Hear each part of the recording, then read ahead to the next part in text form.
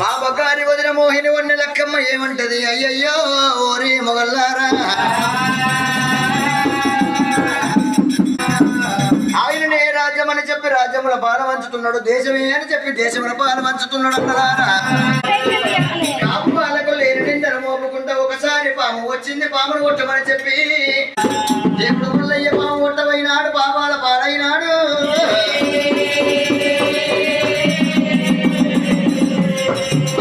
స్వామి ఏమనుకుంటాడు ఈ పాపకారి కొల్లపురి పట్టం లోపల ఇక నేను ఉండలేను ఇక నేను దానలేనని చెప్పి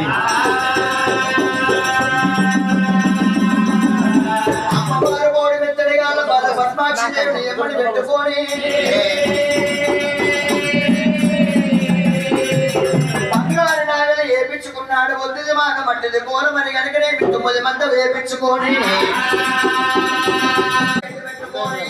కొట్టవారి వాడల్లా కొట్టదాగిరో సంగయ్య దాగిరో సంగయ్య దగ్గరికి వెళ్ళిపోయి